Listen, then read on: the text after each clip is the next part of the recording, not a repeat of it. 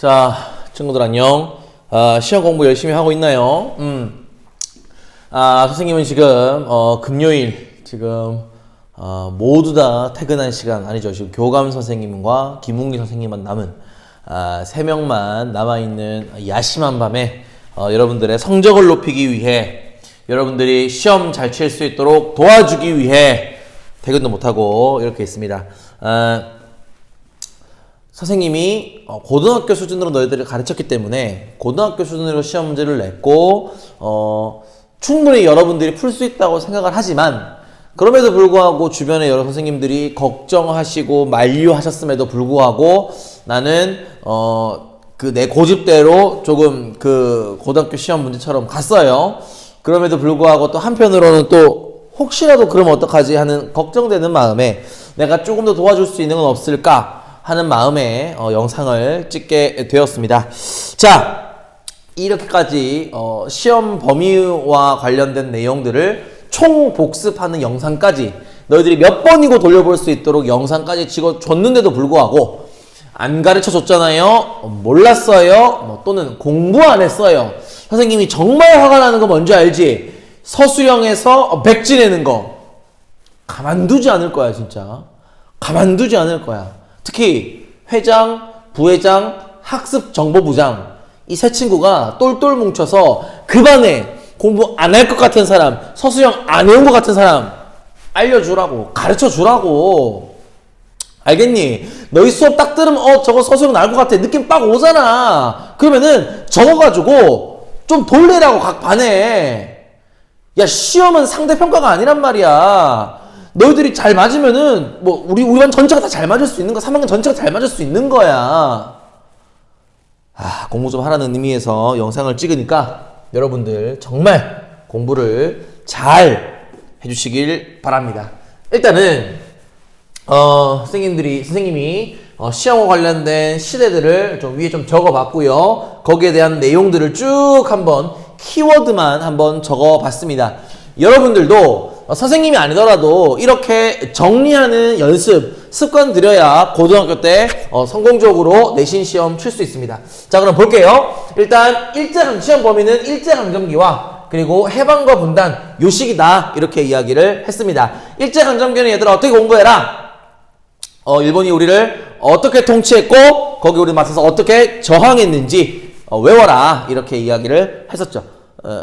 시험은 일단 32문제, 34문제 객관식이 있고요. 그 다음에 서술형으로 3문제가 있습니다.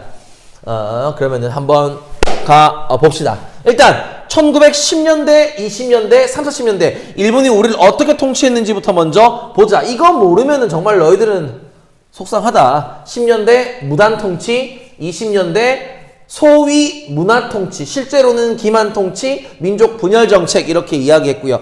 그 다음에 30, 40년대는 민족 말살통치, 민족 말살정책 이렇게 이야기를 했습니다. 그리고 거기에 맞서서 우리는 어떻게 저항했는지 국내와 국외로 나누어서 선생님이 설명했어요. 국내는 1910년대 국내 비밀결사, 1910년대 국외 독립군기지 건설 단계, 1920년대 국외 독립전쟁, 1920년대 국내 민족주의와 사회주의 중심으로, 그 다음에 1930년대는 한중연합작전, 1940년대는 건국준비. 이렇게 일단 큰 그림을 먼저 잡고 세부적인 내용들을 보도록 하겠습니다. 자, 일단 문화통치와 관련된 키워드들 되겠어요. 먼저 조선 총독부를 세웠다. 얘들아, 1905년 을사늑약이 체결되고 일본은 우리나라에 조선 통감부를 만들었다 그랬어. 1905년에 통감부. 그리고 조선 통감은 우리나라의 외교권을 가지고 되었다. 그런데 1910년 일제강점기가 들어서자마자 통감부는 이름을 바꿨으니 그 이름이 바로 총독부다. 이렇게 이야기했어요. 자, 그리고 이 총독부에는 무관 총독만이 임명되겠으니까 군인 출신의 총독, 군화빨로 우리 민족을 짓밟겠다 이런 거죠. 그리고 헌병경찰, 군인경찰로 하여금 우리 경찰을 담당하겠고요. 조선인들에게만 태형이 가능하겠다. 그리고 헌병경찰에게 즉결 처분권이라는 권리가 있었다. 이런 이야기 했었습니다. 그리고 우리 조선인들은요, 언론 집회 결사의 자유가 없기 때문에 어떤 단체도 만들 수가 없고 언론사도 만들 수가 없었다. 그리고 칼찬교사 이렇게 되겠죠. 스님도 너희들을 위한 칼을 준비했습니다. 정의의 칼. 마땅한 드립이 생각이 안 나서 약간 퍼즈가 됐습니다.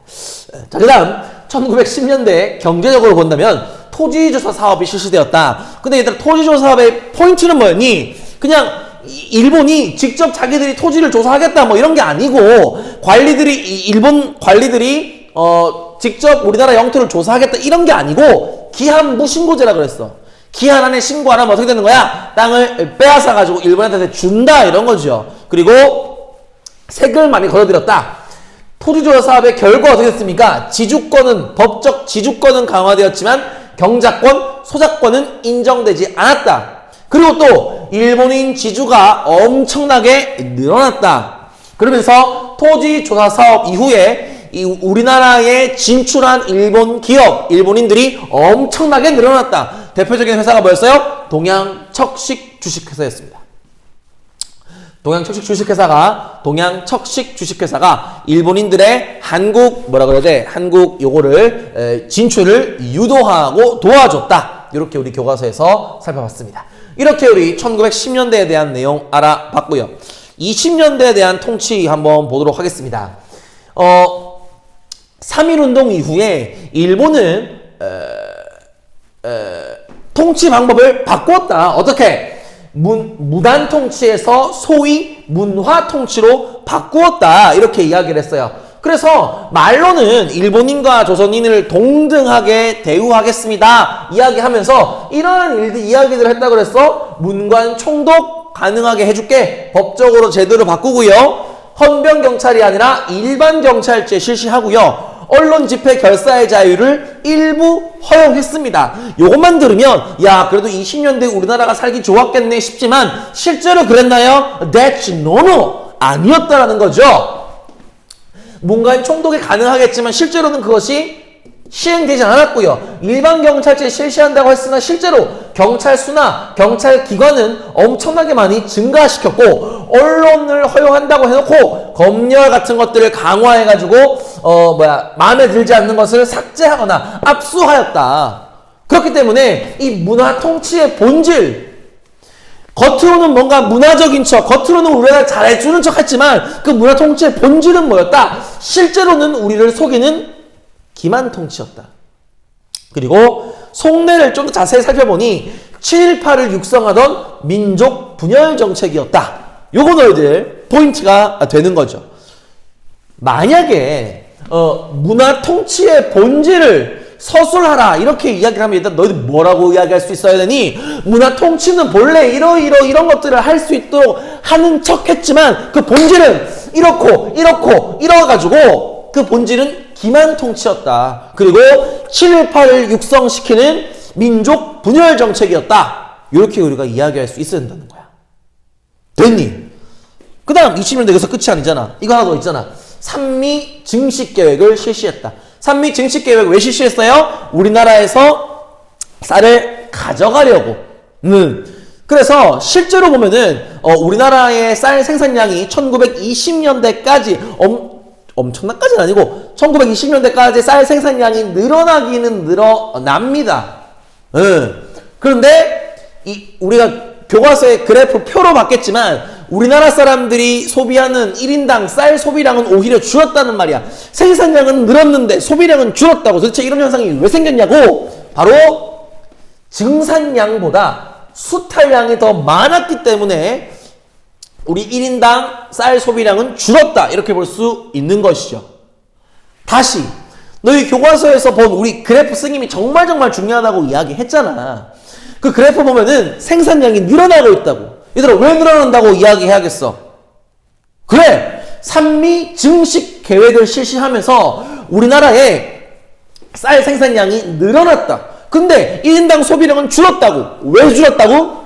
증산량보다 수탈량이 훨씬 많았기 때문에 늘어난 것보다 더 많이 뺏어갔다.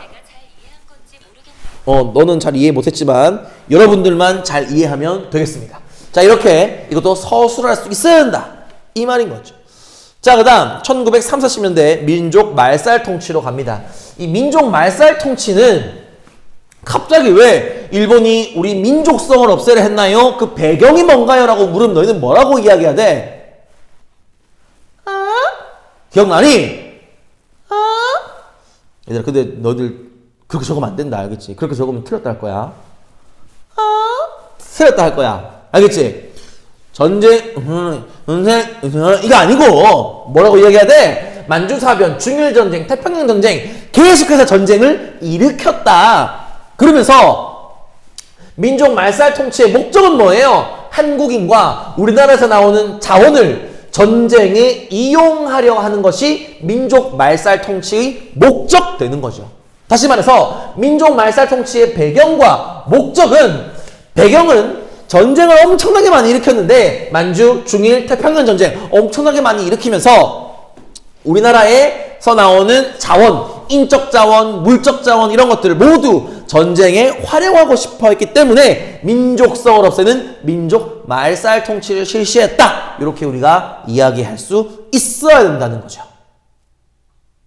자, 그리고 1930, 40년대의 민족 말살 통치의 내용은 재수 없는 네 글자가 계속 등장했다. 이렇게 이야기를 했습니다. 요거는 뭐 크게 내용이 어렵지 않으니까 쭉쭉쭉 넘어가도록 하겠습니다. 특히 요거 봐야죠. 공산주의도 아닌 것이 쌀을 강제로 가져가고 배급하는 형태였다. 그리고 핵심 포인트 뭐라고 얘들아? 징용은 군대로 끌고 가는 게 아니라 노동자로 끌고 가는 것이었다. 요까지가 바로 일제강점기 통치의 내용 되겠습니다. 약간 선생님이 너무 많은 걸 이야기했나? 뭐 이런 생각이 드네요. 자, 그러면 1910년대 이야기 한번 해보도록 하겠습니다. 1910년대 국내 민족운동과 1910년대 국외 민족운동 되겠어요. 국내 민족운동은 뭐? 비밀결사. 그래서 독립의군부라든지 대한광복회라든지 이런 단체들이 있었다. 임병찬, 그 다음에 박상진, 김좌진, 뭐 이런 내용들. 그리고 뭐 내가 수업 시간에 얘기했는지 모르겠네. 고등학교 되면은 이 독립의군부는 고종의 밀명을 받아가지고 복벽주의, 그러니까 왕을 다시 떠받들려고 하는 그런 정치 형태를 구상하고 있었고요. 대한광복회는 공화정을 구상하고 있었다. 이런 내용들 그냥 뭐 이건 심화 내용입니다. 그리고 독립군 기지 건설 단계 국외로 보면은 각각의 지역과 거기에서 생긴 학교 그리고 단체 그리고 군대 이름을 좀 지역별로 나눠서 기억해둬라 이렇게 이야기했습니다. 근데 선생님은 좀 핵심적인 부분만, 물론 여기 미주도 있고요, 중국도 있지만 삼원보, 용정, 연해주 요 세 개만 살펴보도록 하겠습니다. 삼원보 하면요 남만주, 봉정은 북만주, 뭐 그냥 연해주 뭐 이렇게 되는 거죠. 그리고 또 학교와 그리고 군대만 쓰임 한번 적어봤어요. 삼원보의 학교, 신흥무관학교, 신흥강습소 또는 북로군정서. 이 북로군정서가 동서. 두 개가 바뀐 것 같아요. 그죠?